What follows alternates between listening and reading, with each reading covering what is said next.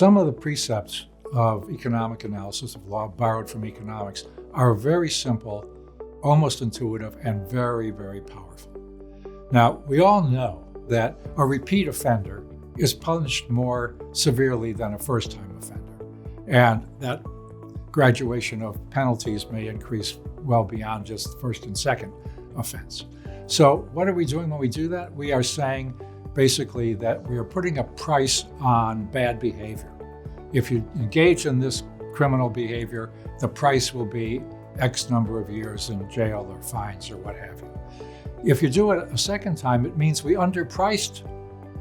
We didn't realize your demand for this criminal activity was greater than the price we put on it. So we have to raise the price for the second offense.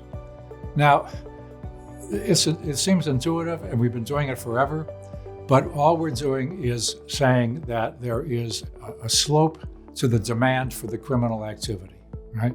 And when the price goes up, the quantity demanded goes down. If you raise the price of candy bars, the number purchased will go down, the quantity demanded will go down. If you raise the price of the crime, the quantity of crimes will go down.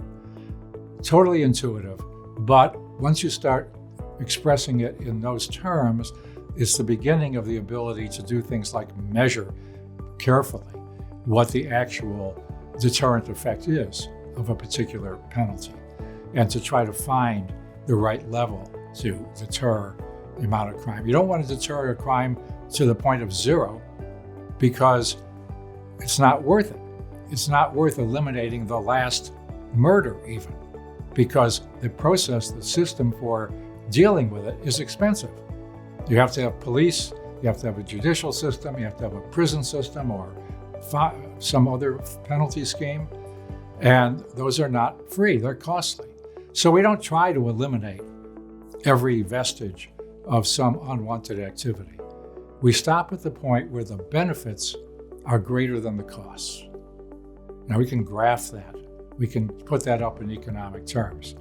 But without the economic terms, it's intuitively understandable. There's no point taking a step that costs more than the benefit you get from it.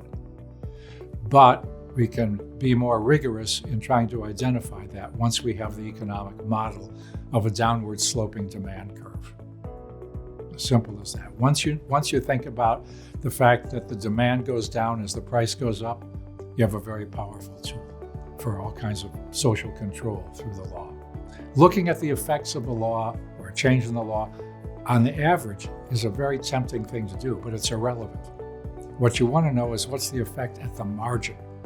Now we could put a graph and show you the margin, but just think of it this way. If we raise the price of cigarettes to discourage smoking, or if Starbucks raises the price of a cup of coffee, some people at the margin are going to say, that's it. I'm paying $4 and I'm not going to pay $4.25 for a cup of coffee. They're going to drop out. All we want to know is what's the effect at the margin, because most people are inframarginal. We could show it on a graph.